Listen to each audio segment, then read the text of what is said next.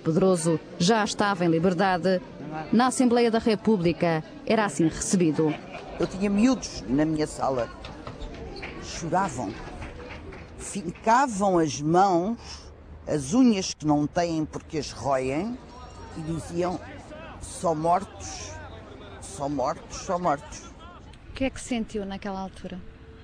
Revolta, nojo. Isto é um processo que envolve muita gente poderosa a nível económico e social. Que essa gente consegue tudo.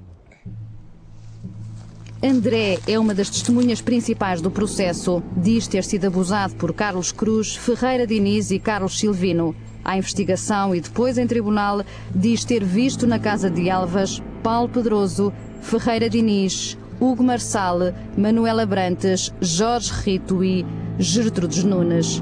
André foi submetido 2 vezes a perícias sobre a personalidade. Concluiu sempre pela veracidade global do seu relato. Doutor, estes rapazes não mentiram em tribunal? Dos que eu conheço e do que eu conheço, estes rapazes não mentiram, nem em tribunal, nem na investigação.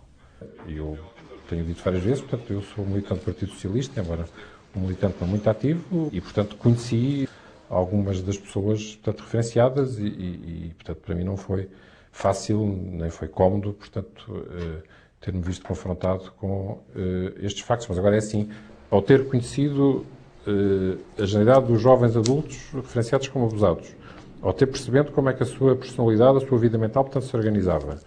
E eu consigo, profissionalmente, portanto, tirar ilações, portanto, tirar conclusões acerca da capacidade que aquela pessoa tem para falar a verdade ou para falar mentira.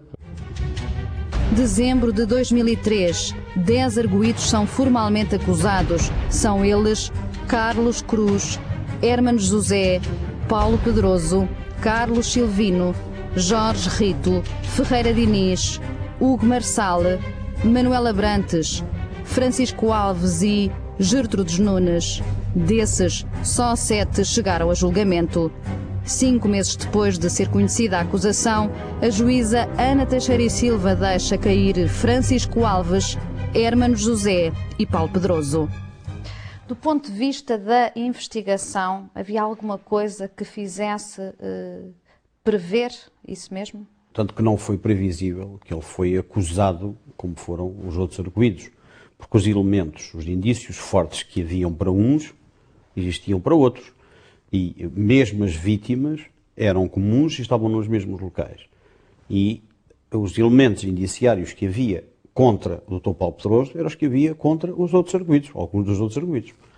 E, portanto, isso, em termos de investigação, a nós criou-nos alguma perplexidade.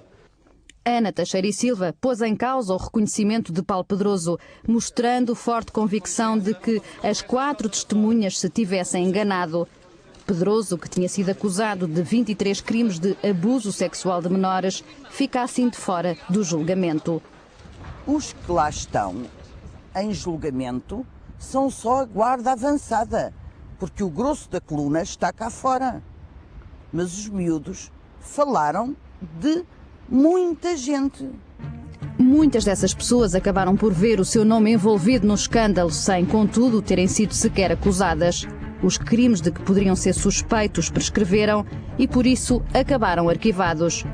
Foi o caso do ex-futebolista Chalana, de Carlos Mota, o antigo secretário de Carlos Cruz, que desapareceu misteriosamente, e dos políticos Ferro Rodrigues e Jaime Gama. Em que circunstâncias é que são mencionados na investigação os nomes de Ferro Rodrigues e Jaime Gama? Eles começam a ser referidos pelas gerações mais antigas, que os colocam, nomeadamente, na casa dos Eres, e onde foram referidas orgias com meninas e com meninos. Estes são indivíduos que hoje estão casados e têm uma estabilidade familiar e que não quiseram, de maneira nenhuma, vir aos autos formalmente, até porque já estava tudo fora de procedimento e já estavam, os factos estavam prescritos, e vieram estas gerações mais recentes, mas que também os factos já não estão em procedimento. Portanto, já tinham mais de 16 anos e 6 meses à data, também a colocar essas mesmas pessoas na casa dos erros, na mesma casa, a referir as mesmas situações de abuso também. É nesta altura que a tese da cabala começa a ganhar força. A investigação é acusada de perseguir o Partido Socialista. A investigação, os investigadores também não acharam estranho serem só pessoas do PS envolvidas? Pessoas do PS envolvidas não é bem assim. Eu quero corrigir aí uma situação.